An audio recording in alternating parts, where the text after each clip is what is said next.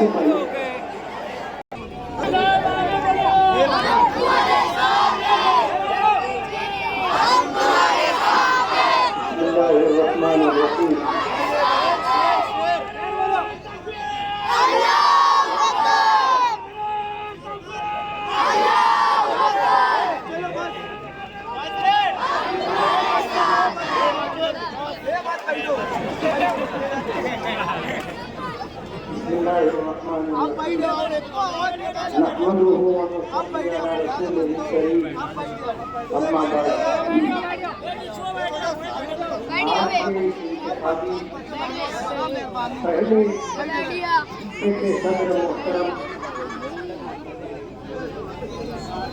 साहब हमारे सरपरस्त अलहाज यूनुस साहब मजलिसे इत्तेहादुल मुस्लिमीन शिमाली महाराष्ट्र के सदर डॉक्टर खालिद परवेज साहब, नासिक जिले के सदर अलहाज अब्दुल मालिक यूनुस साहब, स्टेज पर बैठे हुए तमाम कारपोरेटर, पार्लियामेंट्री बोर्ड के लोग, उलमाए किराम और सामने और स्टेज के दाएं बाएं और पीछे आज इस जलसे में शिरकत के लिए जितने लोग आए हैं, इसी तरह घरों में बैठी मेरी गैरतमंद और पर्दा नशीन माएँ और बहनें, ये हमारा पहला जलसा है और इस पहले जलसे के जरिए हम पूरे शहर में जो पैगाम देना चाहते हैं, जो इस जमीन की सच्चाई है और इस शहर में रहने वाला हर समाजी जिम्मेदार इस बात को महसूस करता है कि ये अच्छाई और बुराई का मुकाबला है। आपको ये बात समझ लेनी चाहिए कि आप असेंबली में मालेगांव से जिस नुमाइंदे को चुन करके भेजते हैं, वो अपनी मजहबी और मिली शनाख्त के साथ फिरका परस्तों के दरमियान रह करके मिल्लत के लिए, कौम के लिए और समाज के लिए अपनी आवाज बुलंद करता है। मैंने पीछे एक मीटिंग में ये बात कही थी कि अगर असेंबली में आपने चुन करके भेजा तो माहौल से मुतासिर होकर के हमने सर से टोपी नहीं उतारी, हमने अपनी दाढ़ी छोटी नहीं की, हमने अपना कुर्ता नहीं छोटा किया, हम पैंट और शर्ट पहन करके असेंबली में नहीं गए, अपनी मजहबी और मिली शनाख्त के साथ। और आपको अगर मैं बताऊं तो आपको अच्छा लगेगा, आपको अच्छा लगेगा कि जब विधान भवन में और मंत्रालय में मैं अपने साथियों के साथ चलता हूं तो सब नजर उठा करके मुसलसल देखते रहते हैं, ये कौन है।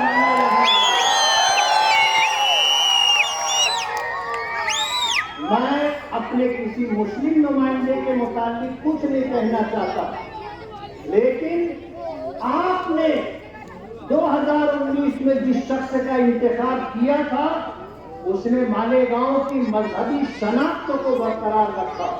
हमारा शहर मस्जिदों का शहर है, हमारा शहर मदरसों का शहर है और हमारा शहर मिली मजहबी शनाख्त रखने वाला शहर है। मालेगांव को हिंदुस्तान ही नहीं पूरी दुनिया में जाना जाता है और उसकी वजह हमारे मदारिस दीनिया है।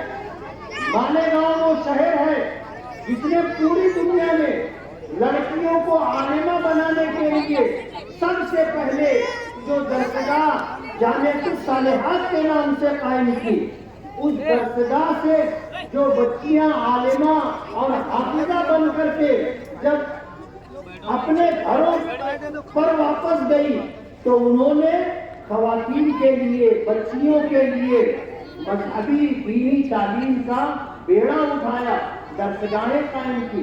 एक वक्त था जामिअतुस सालिहात में दुनिया के तकरीबन 40 मुल्कों की लड़कियां पढ़ती, 7 बर्रे आज़म में आपके शहर जामिअतुस सालिहात की पढ़ी हुई बच्चियां मालेगांव का नाम रोशन कर रही हैं।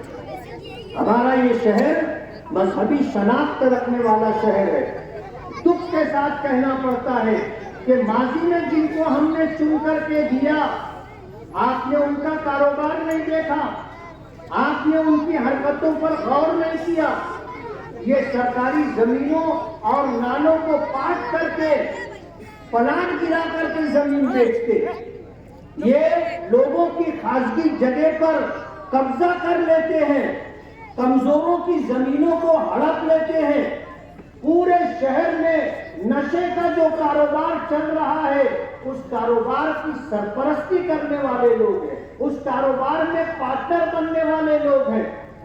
मैं आपको ये बात बता दूं कि ऐसे लोग भी इस शहर में हैं जिन्होंने हमसे रास्ता किया और उनके साथ जो जुल्म ज्यादती हुई उसको उन्होंने बताया कि हम अच्छा भला कारोबार कर रहे थे, जायज और हलाल कारोबार कर रहे थे। इन्होंने दाब दबाव बना करके हमारे कारोबार में पार्टनरशिप ली और उसके बाद जब कारोबार में मंदी आने लगी तो जायज और हलाल कारोबार से निकाल करके हमें गैर कानूनी कारोबार में डाल दिया गया। और मैं बहुत सफाई के साथ कहना चाहता हूं और सच्ची बात है इसलिए कह रहा हूं, मुझे डर नहीं है, खौफ नहीं है। एक जान है, लेगा तो कौन लेगा? अल्लाह लेगा। अब्दुल मालिक के ऊपर जानलेवा हमला हुआ था, लेकिन अल्लाह को मंजूर नहीं था आज हमारे दरमियान जिंदा और सलामत बैठे। कोई अपनी मर्जी से किसी की जान ले ले ऐसा नहीं होता, और जब वक्त तो पूरा हो गया तो फिर दुनिया की कोई ताकत उसको बचा भी नहीं सकती। मौत आएगी तो उसे जाना होगा, हमें कोई डर और खौफ नहीं है। ये खुद पुलिस खबरी है, अपने साथियों को जब गैर कानूनी कारोबार में डाल देते हैं तो खुद ही पुलिस को खबर भी देते। मैं पुलिस डिपार्टमेंट के उन ऑफिसरान को जानता हूं जो इनके कांटेक्ट में हैं और इनके बोलने पर उनके ही साथियों पर रेड करते हैं और फिर कुटनी खाना टोना लगाने के बाद टोना छुड़ाने के लिए भी आ जाती है।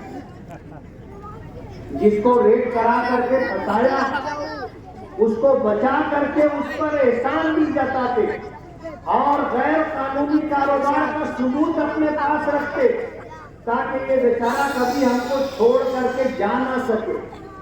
ऐसे आकड़ी लगा करके उसको फंसा के रखते।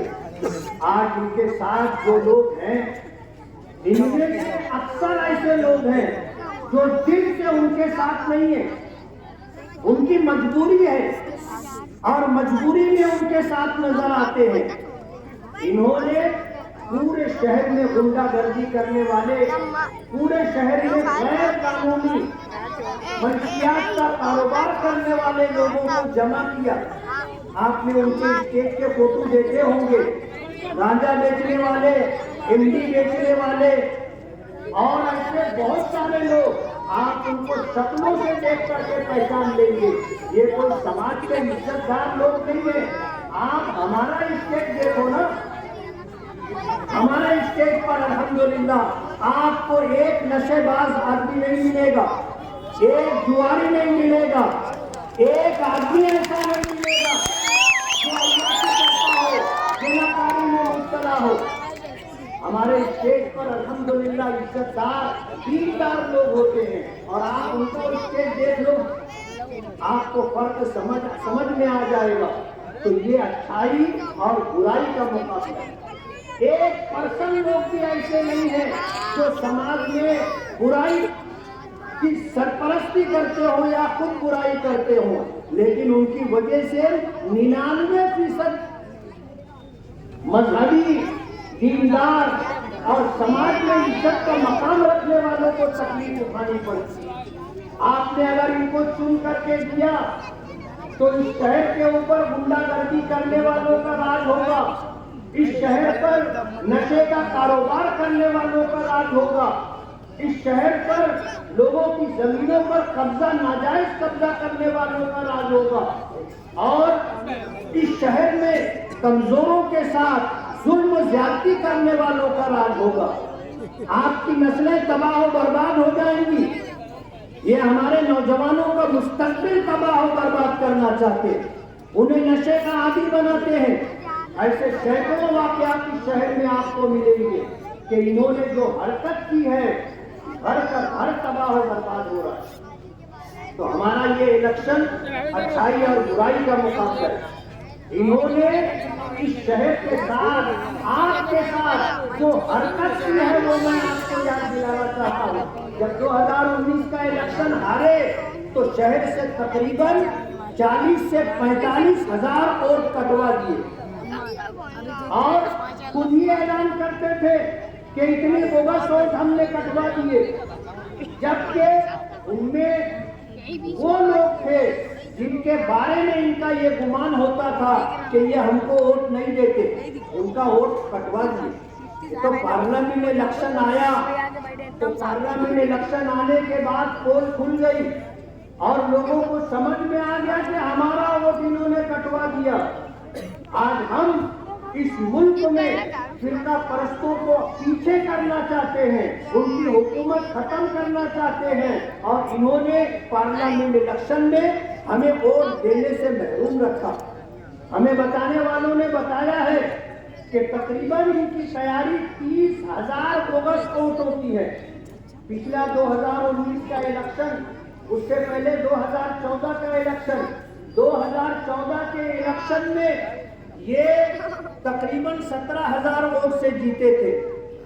बाप बेटे जब जीतने के बाद बैठे तो मरहूम शेख रशीद साहब ने अपने फर्जंद शेख आसिफ से ये कहा था कि हम हार गए हैं, जीते नहीं है, हमने 22,000 बोगस वोट डाली है, तब जाकर तू 17,000 वोट से जीता है।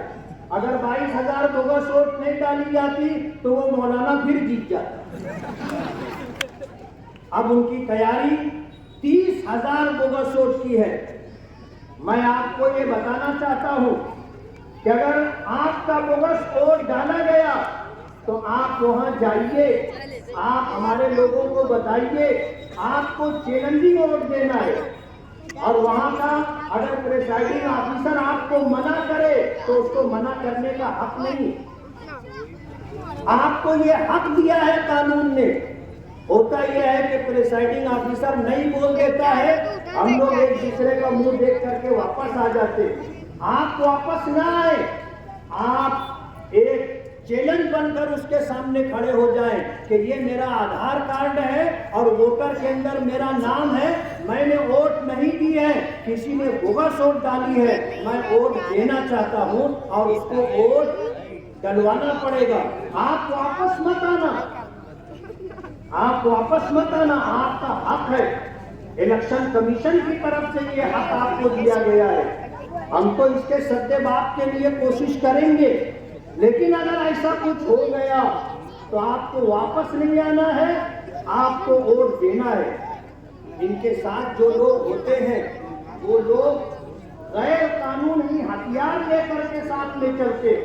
मैंने इससे पहले भी पुलिस डिपार्टमेंट को इस बारे में खबरदार किया कि आप उनके साथ, उनके आगे पीछे रहने वालों की चेकिंग करें, उनके पास आपको हथियार मिलेगा। और आपको मैं ये पैगाम देना चाहता हूँ कि अगर आपके साथ, हमारे साथ किसी तरह की कोई ज्यादती हुई और हम पर अटैक हुआ, आप पर अटैक हुआ और पब्लिक ने अटैक करने वालों को पकड़ करके अगर जवाबी कार्रवाई की तो उसकी जिम्मेदार डिपार्टमेंट होगी। हम बार बार ये बात कहना चाहते हैं कि पुलिस डिपार्टमेंट अपनी जिम्मेदारी पूरी करे। अगर इन लोग डिपार्टमेंट ने इस बात को नोट नहीं किया और इस तरह की कोई घटना घटी कि पब्लिक ने ऐसे लोगों को मारा और रवाना कर दिया, तो पुलिस डिपार्टमेंट उसके जिम्मेदार है। आपको डरने की कोई जरूरत नहीं है। आज शहर में एक बहुत बड़ा तबका जुल्म के खिलाफ और गुंडागर्दी के खिलाफ उठ खड़ा हुआ है। हम डरने वाले लोग नहीं हैं। हालात मुश्किल जरूर हैं, हालात मुश्किल जरूर हैं। डॉक्टर खालिद परवेज साहब ने जो बात कही कि आप मुफ्ती इस्माइल का इलेक्शन नहीं लड़ रहे हैं, आप यूनुस ईसा खानवादे का इलेक्शन नहीं लड़ रहे हैं, आप इलेक्शन लड़ रहे हैं तो अपने शहर के लिए लड़ रहे हैं, शहर की तहजीब के लिए लड़ रहे हैं, अपने नौजवानों का मुस्तकबिल महफूज रहे उसके लिए लड़ रहे हैं। अच्छाई का कल्बा हो और बुराई मिटे, आप इसके लिए इलेक्शन लड़ रहे हैं। हमें का हर शख्स जिम्मेदार है। नबी करीम सल्लल्लाहु अलैहि वसल्लम का इरशाद मुबारक है, मन रआ मिनकुम मुनकरन फलयुगय्यिरहु बियदिही, कि तुम में से जो शख्स बुराई को देखे तो पहला दर्जा ईमान का ये है कि उसको ताकत से रोके। वैलन यस्तती फबिलिसानी, और अगर ताकत से नहीं रोक सकता तो फिर उसको अपनी जुबान से रोके, यानी बुराई के बुराई होने का ऐलान करे कि ये गलत है। और अगर जुबान से भी आप नहीं इस बुराई को रोकना चाहते हैं लेकिन आप उसको दिल में बुरा समझ रहे हैं, तो ये ईमान का सबसे कमजोर दर्जा है। और आज शहर ईमान के सबसे कमजोर दर्जे पर है कि दिल में तो उनको बुरा समझ रहा है लेकिन जुबान से बुरा नहीं कह रहा है, ताकत से बुराई को रोकने के लिए आगे नहीं आ रहा है। हमको ईमान का पहला दर्जा इख्तियार करना होगा। और ये जालिम लोग बहुत बुज़दिल होते, सुखी देते। मैंने हमेशा ये बात कही। हमारे स्टेज पर लुकमान अतीक कमाल का भतीजा ये बैठा है, थोड़ा हाथ दे। आप देख रहे हो कोई अब्दुल मालिक जैसा नहीं है, कद्दावर और तनवर ऐसा नहीं है, हल्का फुल्का कद कम है, जिस्म अकेरा है। लेकिन जब पवारवाड़ी पुलिस स्टेशन में खालिद हाजी ने धमकी दी कि इलेक्शन के बाद तेरा हाथ पांव तोड़ देंगे, तो इसने कहा अगर हिम्मत है तो यही चल अभी तोड़ करके बता। एक गुंडा कहना था तुम दबा लिए, पीछे हट गए। उनके साथ जितने लोग थे वो सब उसका चेहरा देखने लग गए।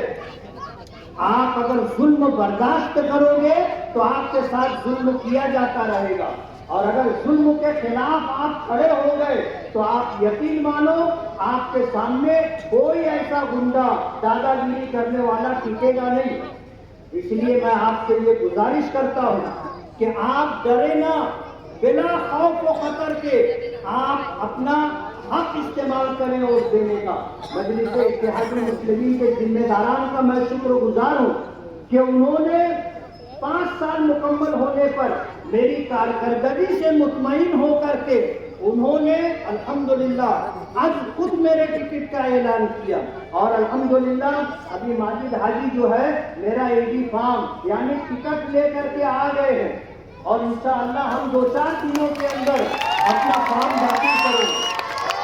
तो मेरी आपसे ये गुजारिश है, वक्त मेरे पास कम रहा, ये मेरे पास लिस्ट है जिसमें तकरीबन वार्ड नंबर 17 और इसके आसपास हमने तकरीबन 15 करोड़ 76 लाख रुपए का काम किया है, जिसमें से कुछ काम हो चुके हैं और ज्यादा काम होने बाकी है, जिसमें खास तौर पर नोमानी ब्रिज है और तकरीबन 4, 5, 6 मकामात पर हमारी माओ और बहनों के लिए संडास बनना, 30-20 फीट की संडास बनना बाकी है।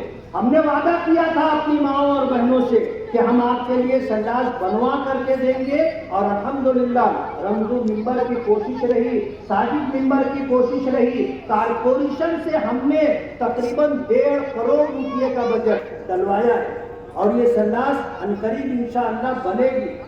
मैं आप सभी हजरात का बहुत बहुत शुक्रगुजार हूँ कि आप इस जलसे में तशरीफ लाए, लेकिन हालात को समझ करके आपको इलेक्शन पूरी ताकत के साथ लड़ना है और आपने अगर इसे अपना इलेक्शन समझ लिया तो फिर इंशाअल्लाह अल्लाह हमें कामयाबी और इज्जत अता करेगा। वाखिर दावाना अल्हम्दुलिल्लाह।